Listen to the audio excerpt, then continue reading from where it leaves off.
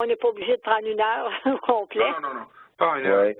Peut-être que la seule chose que je pourrais faire, madame, étant donné que vous avez quand même pris le temps de vous joindre à nous, essentiellement, là, ce que je voulais livrer comme présentation, je donne un peu un aperçu là, de comment les politiques viennent avoir le jour, essentiellement, là, à partir du moment où on a des projets de loi ou des nouvelles initiatives qui sont mises de l'avant par un gouvernement ou par des députés. Quel est le processus ensuite de ça pour que ça devienne les politiques du service correctionnel et que ça soit mis en pratique? Ce détail-là, je veux dire, tout ce qui est l'aperçu du processus dans ce cadre-là, c'est défini dans la présentation comme telle, donc vous allez le voir dans le document. On parle aussi du processus de développement politique à l'interne, donc quelles sont les considérations, d'où émane le besoin de revoir nos politiques, qui est impliqué dans le processus et essentiellement quelles sont les raisons. Là, on donne quelques exemples en termes de raisons qui pourraient nous pousser à revoir nos politiques. Souvent, ça provient de changements soit au niveau de nos programmes, ça peut être des changements qui sont initiés à partir de rétroactions qu'on reçoit des employés, des détenus et de gens comme vous. Donc, l'input, les commentaires, la rétroaction que vous pouvez nous donner, soit dans le cadre de nos révisions politiques ou même dans le cadre de votre travail, dans le cadre de vos interactions avec les membres du personnel ou avec les détenus, est toujours bienvenue. Nos politiques, autant qu'on essaie de les rendre les plus claires, les plus complètes que possible, toujours opportunité d'améliorer. Bon, est-ce que ça a un rapport avec le document qu'on a reçu? Attendez une seconde, là, parce que je ne l'ai pas devant moi, là, mais si je vais sur mon ordinateur, là, un document qu'on a reçu, on avait eu une conférence sur ça, là. On a eu une conférence on a eu un appel conférence au sujet de la stratégie relative, attendez, c'est un grand mot, là, au sujet de la stratégie relative aux bénévoles du Service correctionnel Canada. Est-ce que vous donc... Non, écoutez, ça peut être lié essentiellement. Moi, je suis directeur de la politique stratégique au Service correctionnel. Ce sur quoi on travaille, nous, c'est l'élaboration des directives du commissaire et des lignes directrices. Donc, le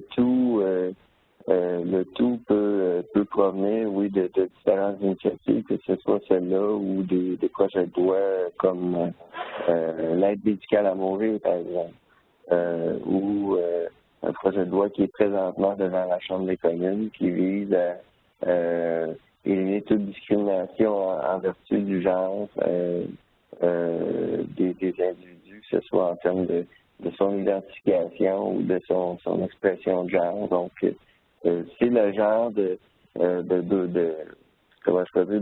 raisons pour lesquelles on peut revoir nos politiques, ou même ça peut être une révision qui se fait dans le contexte où on a eu une vérification interne, où on a évalué l'efficacité en termes de résultats ou de conformité en termes de nos procédures, et on a décidé qu'il y avait des écarts dans les politiques. Donc, ça peut être différentes raisons qui nous amènent à revoir les directives du commissaire et les lignes directrices. Bon.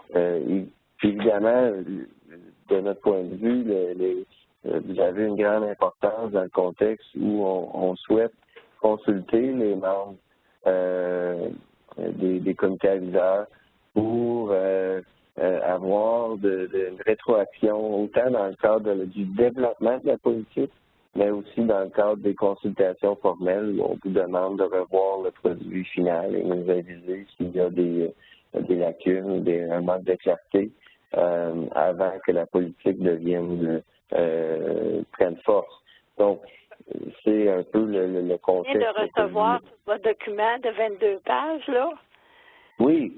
Je pense que ce que je vais faire, c'est que je vais l'imprimer, puis je vais le lire attentivement, puis si j'ai des commentaires, ben je vous les ferai parvenir. Excellent. C'est beau? Donc, si ça vous convient, oui, j'ai pas d'enjeu avec ça. J'ai entendu, par exemple, je sais pas s'il y a d'autres gens qui sont joints à nous. Oui, Micheline Deschênes, Port-Cartier. Donc, bonjour, Mme Deschênes. Bienvenue, puis je suis désolé là, que vous ayez peut-être manqué le début, donc c'était pas, ça faisait peut-être 5 minutes que je parlais, donc ça me dérange pas du tout de revenir en arrière. Juste avant de poursuivre, juste m'assurer, est-ce qu'il y a quelqu'un d'autre qui s'est joint à l'appel? Non, le bip qu'on a entendu, probablement que c'est Mme Savoie qui s'est déconnectée. Oui, je pense que oui. Est-ce que ça veut dire qu'on était juste 2 participants? Non, Il semblerait. Donna est là. OK. Ah. Oui, avec au bureau de David. Je travaille avec David. Oui. Donc, peut-être, si vous voulez, on peut peut-être prendre le même format, Mme Deschênes. Essentiellement, ce que je voudrais faire, c'est vous donner peut-être un petit aperçu rapide là, du pourquoi je suis ici pour vous parler. Puis, on va s'assurer que vous ayez reçu la présentation par courrier électronique. Donc, David, là, Donna, je ne sais pas, c'est vous qui avez les adresses courrier électronique des gens. Mais on vous l'envoie là, par courrier électronique. C'est une présentation de quelques pages, mais essentiellement, vous allez voir ceci assez rapidement. Là. Le contexte que je voulais vous donner essentiellement, c'est que la présentation vise à vous démontrer si vous voulez, on part à 30 000 pieds, d'où viennent les changements politiques, donc que ce soit des projets de loi, que ce soit des nouvelles initiatives mises de l'avant par un gouvernement ou des nouvelles initiatives mises de l'avant par le service correctionnel. Il y a toujours un point de départ. Ça peut être aussi des impacts qui sont, si vous voulez, moins prévus dans le sens où on s'ajuste à de la rétroaction reçue du personnel, reçue des comités des détenus ou reçue de gens comme vous qui nous fournissent du feedback en bon français là, sur les politiques et les lacunes ou les améliorations qui pourraient leur être apportées. Évidemment, il y a toutes sortes d'autres raisons comme des décisions de la Cour ou que ce soit des vérifications internes ou externes, etc., qui peuvent nous pousser à faire des changements politiques. Mais essentiellement, tout ce qui est le processus parlementaire, si vous voulez, est assez bien défini dans la présentation, donc je ne passerai pas ça en revue nécessairement.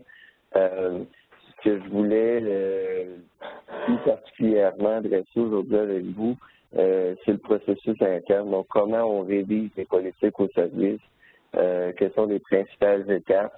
Et ceci est défini dans la présentation, mais je tiens quand même à souligner que vous avez un rôle clé dans la révision de nos politiques. Donc, que ce soit dans le cadre de consultations informelles au moment de l'élaboration de la politique comme telle ou au moment de consultations formelles avant que l'on procède à la formulation finale des politiques.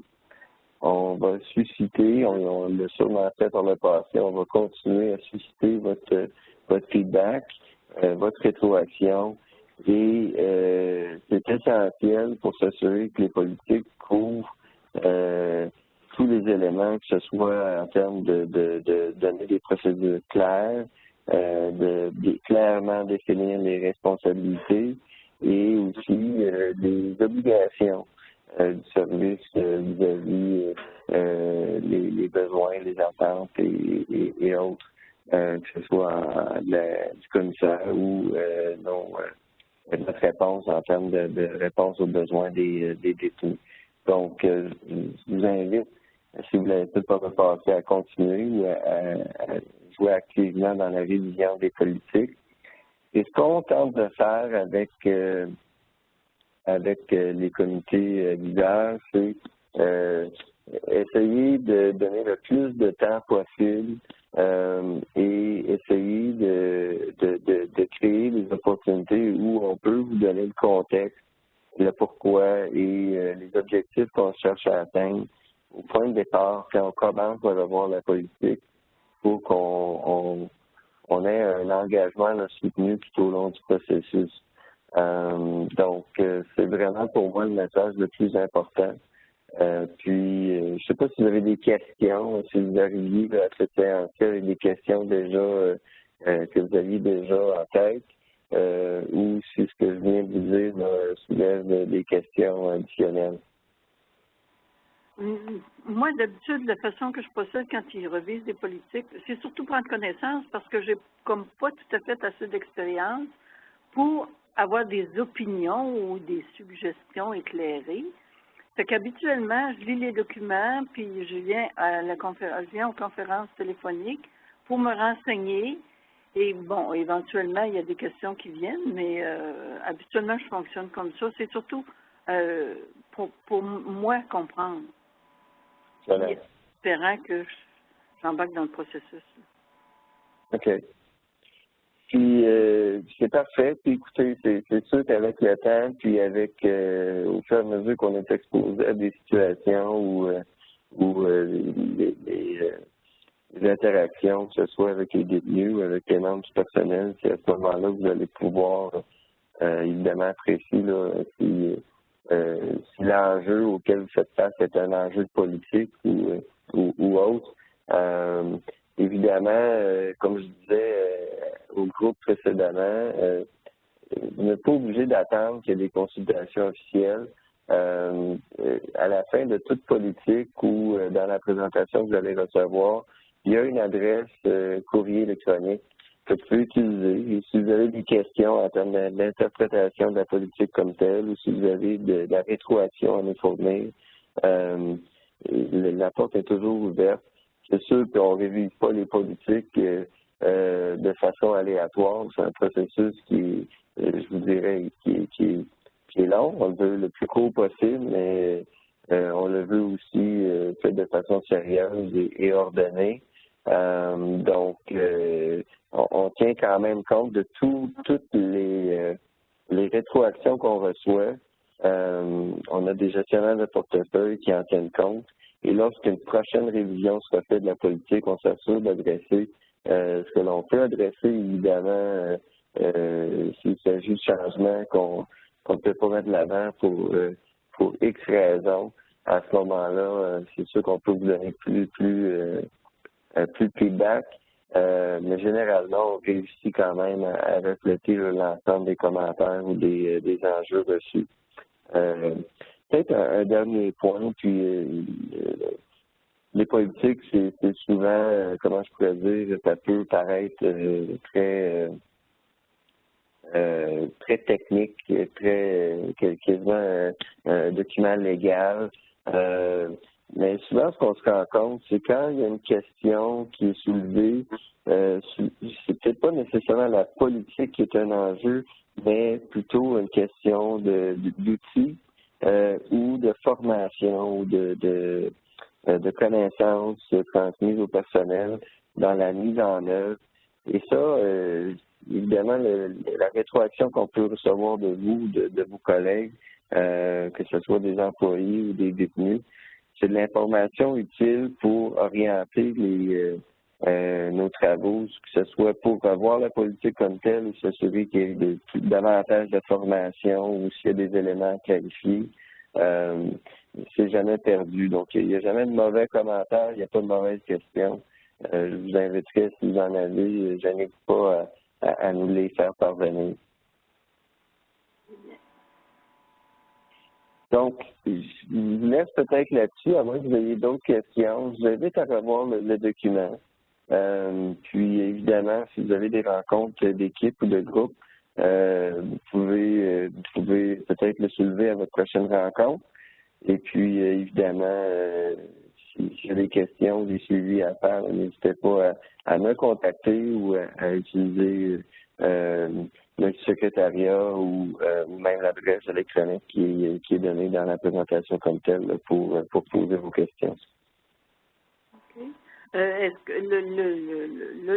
la suite là, de ce que vous allez nous communiquer, c'est qui? De qui ça va venir? Donna, est-ce que ça vient de vous ou ça vient de David? Souvent, c'est Jean-François Cusson qui nous envoie qui nous fait les suivis. Oui, oui, c'est bon. Jean-François est une bonne collègue. Donc, travailler avec lui, c'est bon. Donc, c'est sûrement de lui là, que vous allez recevoir en ce moment-là. OK. Oui. Donc, si vous n'avez pas rien reçu d'ici quelques jours, là, d'ici une semaine, je n'hésite pas à poser la question. C'est très bien. Et mais j'en reviens pas qu'on a été seulement 2 ou 3 ou 4 à avoir participé à cette conférence-là. J'ai été seulement 2, mais écoutez, peut-être que c'est par tyrannie. Ah, OK. C'est très bien. Est-ce que ça vous convient pour aujourd'hui, pour l'instant? Moi, ça me convient. Moi, je prends ce que vous me donnez, puis je fonctionne avec ça, c'est correct. Je vous remercie. Excellent. Écoutez, si vous préférez que je passe en revue la présentation, j'ai quand même couvert l'essentiel. J'allais trouver plus de détails. Je pense que la meilleure chose, c'est que vous pouvez prendre la chance d'en prendre connaissance. Puis, comme je disais tantôt, si vous avez des questions, gênez-vous pas à nous les transmettre. Je vais juste prendre en note votre nom, m'assurer qu'on ait bien votre nom, puis qu'on puisse vous rejoindre. Donc, votre premier nom, c'est quoi encore? Micheline. Micheline. Micheline Deschaines, comme les arbres. Oui. Du comité citoyen de Port-Cartier, l'établissement de Port-Cartier. Bon, parfait. Donc, on s'assure que... en tout cas, c'est parce que c'est toujours comme plus intéressant quand on reçoit la documentation en préalable, avant la conférence, parce que là, on peut lire les documents et on sait au moins, on est plus au courant de quoi il retourne, mais à ce moment-là, on risque d'avoir plus d'interaction. Oui, je comprends. Ben, les politiques, celles qu'on a revisées puis celles qu'on a eu à reviser ou dont on a été informé, là, on est au courant. Mais c'est bien d'avoir la documentation avant. Oui, vous avez bien raison. Effectivement, on a essayé d'utiliser la technologie là, via le WebEx où ça vous aurait donné un visuel. Malheureusement, OK.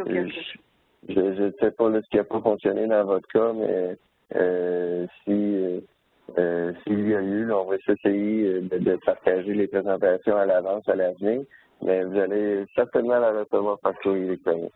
Bon, c'est parfait. Ça m'a fait plaisir de vous entendre. Bien, excellent. Puis, ça me fait plaisir. Si vous avez d'autres questions, gênez-vous pas. Oui, on transférera ça par M. Cusson. Je vous remercie. Excellent, Mme Deschaines. Au revoir. Au revoir. Bonne fin de journée.